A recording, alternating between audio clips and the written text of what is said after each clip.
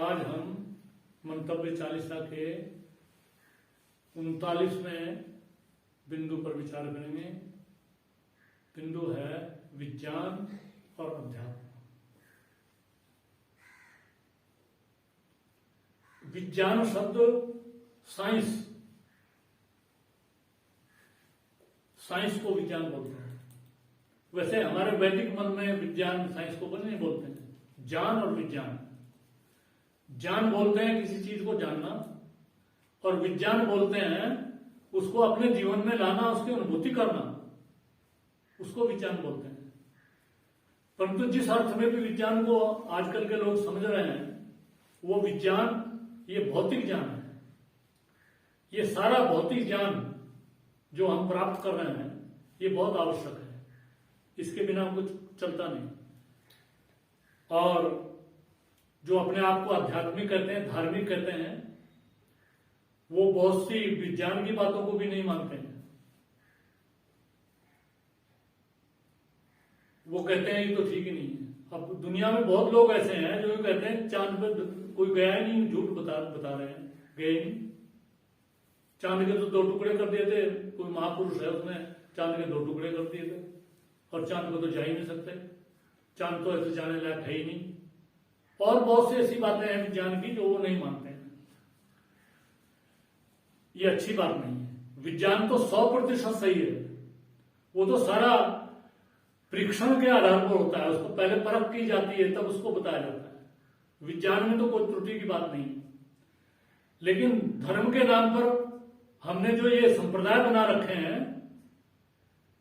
इनको विज्ञान नहीं मानता है, चूंकि इनमें इस प्रकार के पाखंड भर रखे हैं को वो कोई बुद्धि पर, तर्क पर कहीं खड़े उतरते नहीं है। तो विज्ञान, अधिकतर वैज्ञानिक लोग जो साइंटिस्ट हैं, वो आत्मा को, परमात्मा को, इसके बारे में चिंतन नहीं करते हैं। यद्यपि ऐसा नहीं है कोई विज्ञान ने ये कह दिया कि भाई नहीं इसको मत मानो, ऐसा नहीं है। बहुत से वैज्ञानिक ऐसे हैं जो मानते भी हैं। इनको दोनों को एक साथ मिलाकर के समझने की आवश्यकता है। विज्ञान भौतिक पदार्थों का ज्ञान है, उसको प्राप्त किए बिना हम भौतिक पदार्थ का जो उपयोग हमें करना चाहिए वो हम कर नहीं सकते हैं।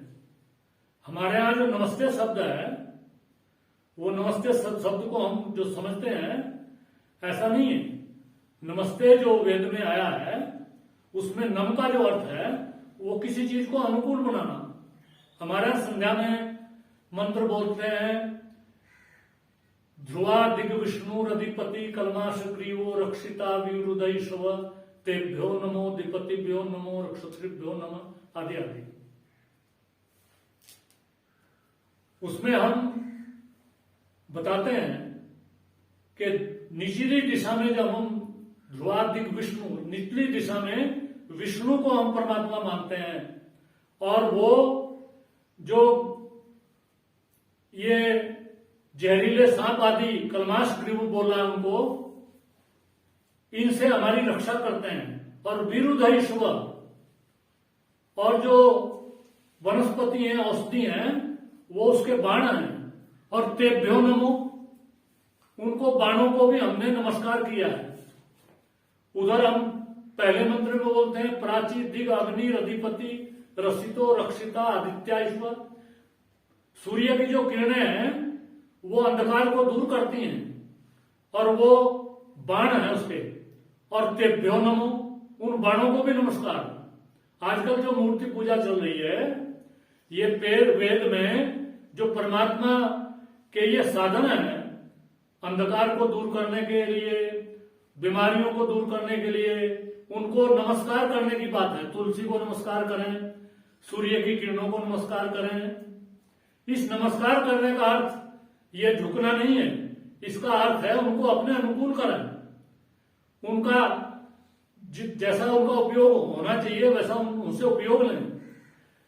ऐसा है, अपने वेद में विज्ञान भी है और अध्यात्म भी है, दोनों है।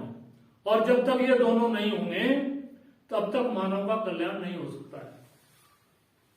केवल हम भौतिक पदार्थों का ज्ञान ही प्राप्त करते चलेंगे और उनको अपने अनुकूल बनाने के लिए परमात्मा का अनुग्रह, परमात्मा का अपने ऊपर एक अनुकंपा मानते हुए यदि हम उसका धन्यवाद नहीं करेंगे तो हमें उससे कभी संतुष्टि नहीं हो सकती है। इसलिए विज्ञान और अध्यात्म दोनों साथ साथ चलने चाहिए और साथ साथ चलने से ही सच्ची जो प्रसन्नता है, सच्चा जो आनंद है वो मानव प्राप्त कर सकता है। केवल हम विज्ञान में आगे बढ़ते चले जाएं तो भी ठीक नहीं है और केवल अध्यात्म में आगे बढ़ते चले जाएं तो भी ठीक नहीं है। वेदों में तो आया है कि विद्या और अविद्या दोनों को साथ लेकर के चलो। भौतिक ज्ञान और आध्यात्मिक ज्ञान दोनों को साथ लेकर के चलेंगे तो तभी हमारे व्यक्तित्व पूरा बनेगा और तभी हमें पूरी प्रसन्नता प्राप्त होगी। इसलिए पूरी दुनिया में विज्ञान का तो उन्नति हो ही रही है, होती रहनी चाहिए, लेकिन आत्मा परमात्मा का ज्ञान भी साथ साथ चलना चाहिए। तभी हमें सच्ची आनंद और सच्ची प्रसन्नता मिल सकती है। इति ओम शम नमस्कार।